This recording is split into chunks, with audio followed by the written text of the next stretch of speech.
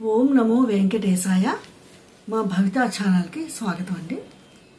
ఈ వీడియోలో శ్రీమద్ భగవద్గీత 2వ అధ్యాయంలో 1వ శ్లోకం నుంచి 6వ శ్లోకం వరకు శ్లోకాలను అర్థాలని తెలుసుకుందాం.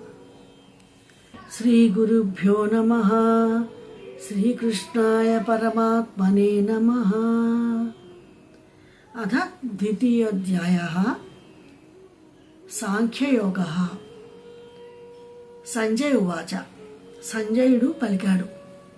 తం తథా కృపయావిష్టం అశ్రుపూర్ణాకులేక్షణం విషీదంతమిదం వాక్యం ఉవాచ మధుసూదనః.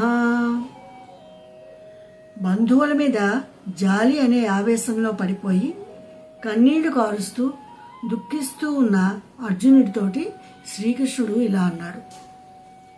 శ్రీ భగవానువాచ. శ్రీ భగవానుడు పలికాడు.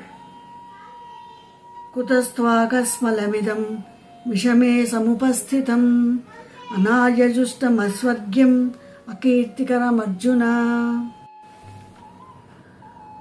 ఓ అర్జున, ఇలాంటి ఈ గడ్డు పరిస్థితిలో నీకు ఈ విధమైన మనోమాలిన్యం ఎక్కడి నుంచి వచ్చింది, ఎందుకు వచ్చింది?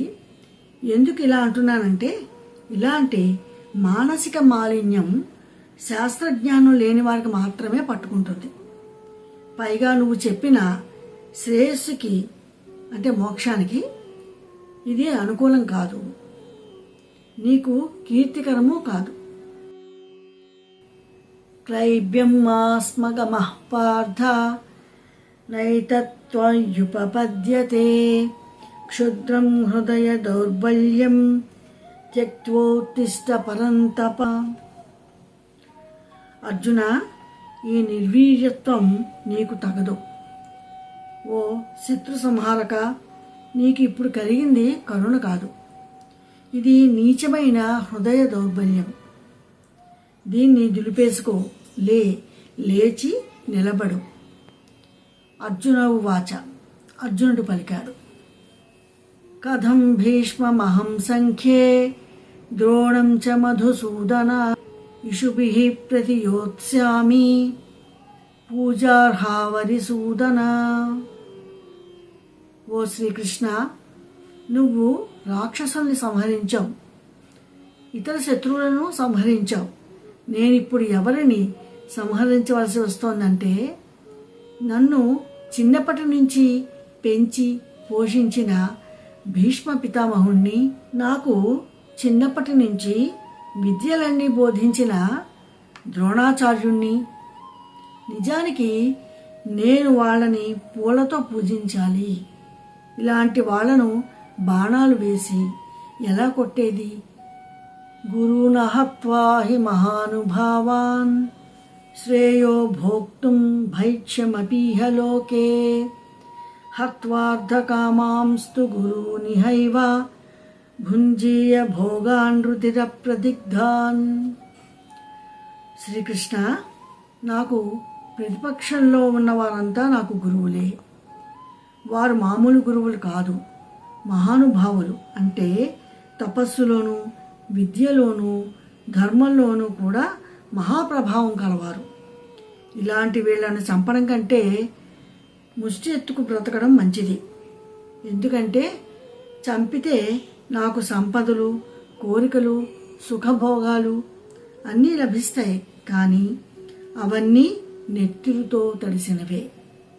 అలాంటి భోగాదులను అనుభవిస్తే ఈ లోకం వరకు బాగానే ఉంటుంది, కానీ పై జన్మకు ఉత్తమ గతులు మాత్రం ఉండవు. నచైతద్విద్మః కతరన్నో గరీయః యద్వా జయేమ యది వానో జయేయుః యానేవ హత్వా న జిజీవిషామః తేవ స్థితాః ప్రముఖే ధార్తరాష్ట్రాః. శ్రీకృష్ణ, ఉత్తమోత్తమ ధర్మమని సన్యాస మార్గంలోకి పోవడం మంచిదో, క్షత్రియ ధర్మమని యుద్ధంలోకి దిగడమే మంచిదో, ఈ రెండింటిలో ఏది ఎక్కువ ప్రశస్తమో నాకు తెలియటం లేదు. అదీకాక మనమే గెలుస్తామో వారే గెలుస్తారో కూడా తెలియదు. అయితే ఏ పెద్దలను చంపి మనం బ్రతకలేమో అటువంటి పెద్దలు అంతా ఈ ధృతరాష్ట్ర పక్షంలో చేరి మనకు ప్రతిపక్షులై యుద్ధానికి సిద్ధంగా నిలబడి ఉన్నారు. ఇదండి ఈరోజు భగవద్గీత. నెక్స్ట్ వీడియోలో మిగతా పద్యాలకు అర్థాలు తెలుసుకుందాం. ఈ వీడియో మీకు నచ్చినట్లయితే లైక్ చేయండి, షేర్ చేయండి అండ్ సబ్స్క్రైబ్ చేయండి. Thank you.